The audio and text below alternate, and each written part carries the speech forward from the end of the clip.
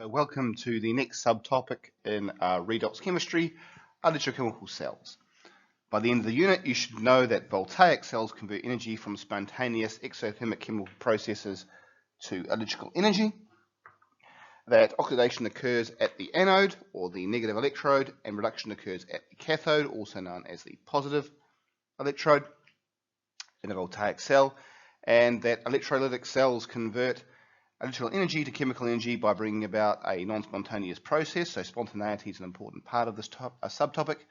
The oxidation occurs at the anode, reduction at the cathode, and by the end of the unit you should be able to construct and annotate both types of electrochemical cells, explain how a redox reaction is used to produce electricity in a voltaic cell and how current is conducted in an electrolytic cell, distinguish between electron and ion flow in electrochemical cells. Okay, they are different, and perform laboratory experiments involving a typical voltaic cell and a few half cells. And finally, deduce the products of the electrolysis of a molten salt, for example, sodium chloride. So let's first look at voltaic cells. But before we do, let's just have an overview of the differences between voltaic. So let's compare electrochemical cells between the galvanic or voltaic electrochemical cells and the electrolytic chemical cells. So in electrolytic chemical cells, cations go to the cathode, whereas in galvanic, cations are produced at the cathode. Both have two electrodes, both require a medium which conducts electricity. However, galvanic electrochemical cells or voltaic electrochemical cells, which are also known as, produce electrical current, whereas electrolytic require a power source because they require energy to light with electricity. In galvanic voltaic cells, we have anodes and cathodes, where the anode is negative and the cathode is positive, whereas in electrolytic cells, the anode is positive and the cathode is negative, just to confuse you. And we have salt bridges in voltaic electrochemical cells, and delta G is going to be less than 0, i.e. spontaneous, and whereas in electrolytic cells, delta G is going to be positive, non-spontaneous, hence they need a power source. Both have reduction at the cathode and both have oxidation at the anode. Okay, the way you'd remember it is An is an ox. Okay, so anode happens, oxidation happens at the anode, and a red cat, reduction happens at the cathode. Okay, so just to summarize, voltaic, also known as galvanic cells, convert chemical energy to electrical energy, and they also convert energy from spontaneous exothermic chemical processes to produce electrical energy. Whereas electrolytic cells, these convert electrical energy to chemical energy, bringing about a non-spontaneous process. Okay, so this is a voltaic cell, and it consists of two electrodes, okay, the anode and the cathode, and because electrodes are carriers of electron charge in metals, an electrode is a conductor of electricity used to make contact with the non-metal part of a circuit. And this is, of course, known as your electrolyte. Okay, electrolyte. Okay, and an electrochemical cell contains two electrodes, as we just shown, the anode and the cathode. In both voltaic and electrolytic cells, oxidation occurs at the anode. Okay, so oxidation is going to be occurring here, and reduction is going to be occurring here. And the polarity of the electrodes differs with different types of cell. So in the voltaic cell, which we see before us, the cathode is the positive electrode. Okay, you can see that there. And the anode is the negative electrode. So the voltaic cell consists of two half cells, as we see here. Oxidation occurs at one half cell, the anode, and reduction occurs obviously at the cathode. There are different types of electrodes used in voltaic cells, such as metal ion electrons, metal ions with two different oxidation states, and gas ion electrodes. So the first one we'll look at is the metal ion electrode. Okay, So the metal-metal ion electrode consists of a bar of metal dipped into a solution containing cations of the same metal. So typical examples of this type of electrode are iron and iron 2+, and zinc 2+, copper and copper 2+. Okay?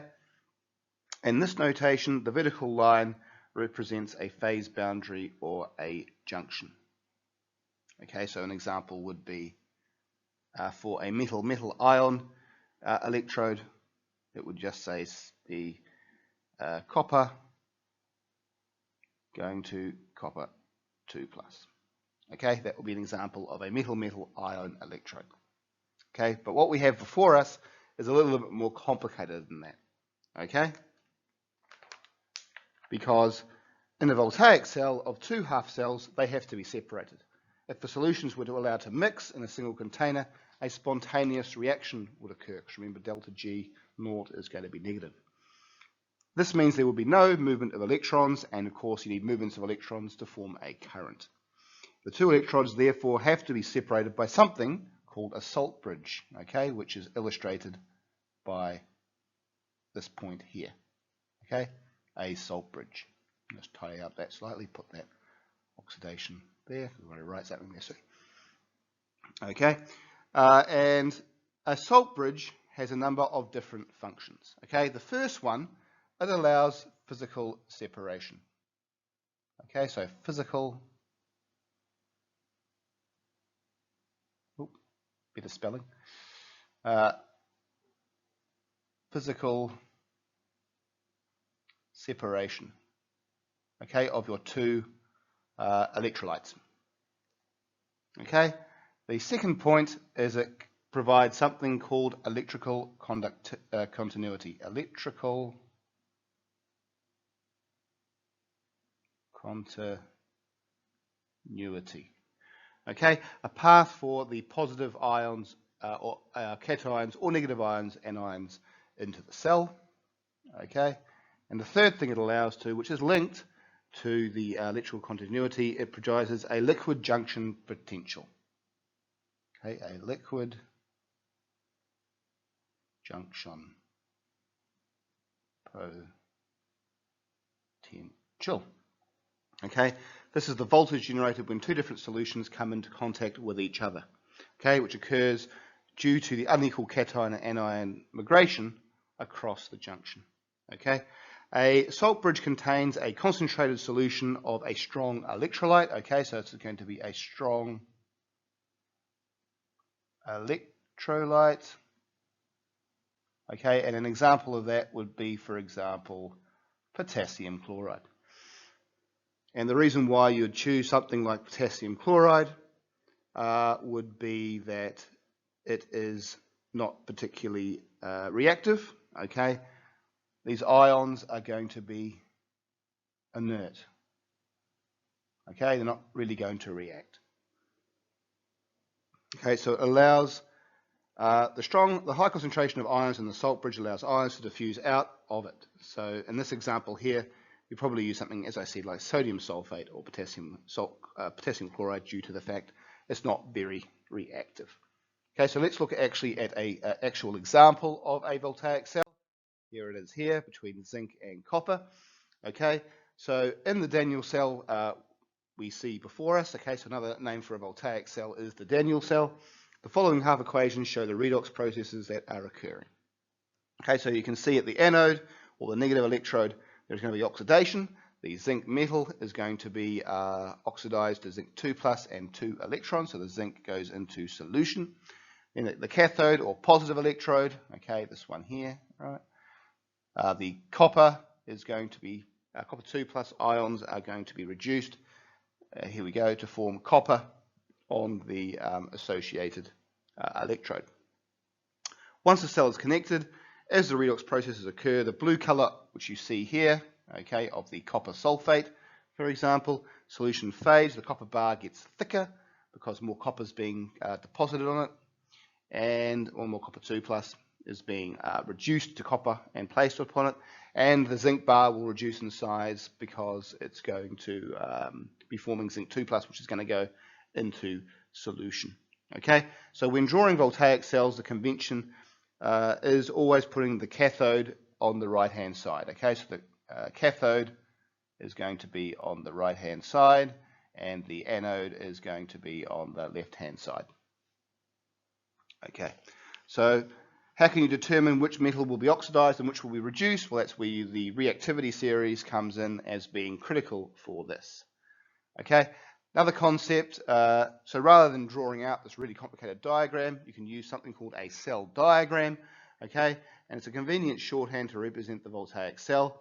By convention, as we've already mentioned, the anode is always written on the left and the cathode on the right, and the salt bridge is represented by the two parallel vertical lines. So for this particular example here, it would be zinc, there we go, going to zinc 2 plus, okay, and then you put the salt bridge in there, not quite, it's more like an N, the salt bridge goes in there like that, okay, and then you'd have the copper 2 plus going to copper, and that's known as a cell diagram. It's kind of a shorthand way of doing it in terms of the chemistry. So now we're going to look at electrolytic cells. Okay. Okay, so electrolysis is a process by which electrical energy is now used to drive this non-spontaneous chemical reaction. Okay, and the electrolytic cell is used for this purpose, which consists of a single container, as you see before us, which has two electrodes, again, the anode and the cathode. And you'll notice now that the cathode is negative and the anode is positive. Okay, so it's swapped around in terms of polarity. And then, of course, just like the other example, we have the electrolyte, okay, as the solution it is dipped in, and a battery, which can be considered as a provider of electrons, okay, which is going to provide the energy to push this non-spontaneous reaction. And we're going to be using examples to illustrate the electrolysis of a molten cell, such as sodium chloride or lead bromide, and that's going to be in the next slide. Okay, and to work out the method for the electrolysis of a molten salt, there are basically 5 steps. Okay, the first step is going to be identify all species. Okay, all species, that's the first step. 2, identify where species will go, okay, in terms of the cathode and the anode. Step 3, deduce the half equations. Okay, so deduce half equations at the cathode and the anode. Step 4, draw and annotate the electrolytic cell and show the direction of the movement. Okay, so you've got to show direction of electron movement.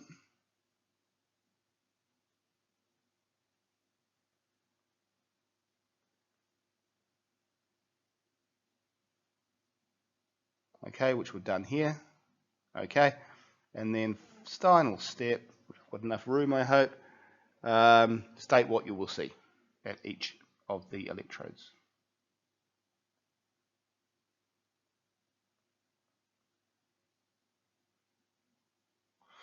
Okay, so essentially that's what you need to do for working out a method for the electrolysis of a molten salt. And we're going to use an example of sodium chloride in the next slide to reinforce these points. Okay, and you can use electrolytic cells to test electrolytes for conductivity. So graphite and platinum electrodes are called inert electrodes because they don't take part in a reaction.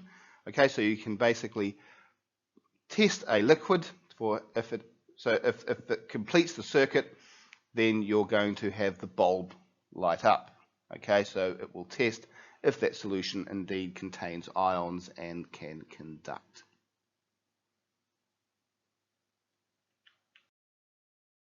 So in terms of inert electrolysis, If the metal is high in the reactivity series, you will get hydrogen. If it is low in the reactivity series, you will get metal. And if a halide solution is concentrated, you will get a halogen, either chlorine, bromine, or iodine, forming. And with common negative ions, other common negative ions, you will get oxygen. Okay, so that will be an important part of when we're doing inert electrolysis and predicting what products you'll get from a particular salt. Okay, so in electrolysis, this is an example. It's going to be the electrolysis of molten salts, Haber salt, sodium chloride. And what happens is that inert graphite electrodes, okay, are dipped into the particular liquid sodium chlorides. Okay, so it's basically been melted. And the following half equations show the processes which are occurring. Okay, so essentially you can see from the animation what is happening. Okay, so sodium liquid, the chlorine gas escapes, and sodium liquid begins to form on top of the surface of the molten sodium chloride. Okay, and what you're going to see is at the electrode half cell, you're going to see the two chloride ions losing electrons to become chlorine gas, which is your green gas, which is bubbling up. Okay, there at the anode, and at the sodium is being to form at the cathode. Okay, the negative electrode, because the reduction is occurring. The sodium ions are gaining electrons to become sodium metal. Okay, and the cathode half cell reduction is going to be sodium ions gaining electrons to become sodium metal, which will form as a layer of liquid sodium at the surface. And the anode half cell for oxidation is going to be the two chloride ions losing two electrons to form a bond and then form molecular chlorine, which will be a green gas forming at the anode. And the overall reaction is going to be two sodium ions plus two chloride ions, giving two sodium metal and chlorine gas.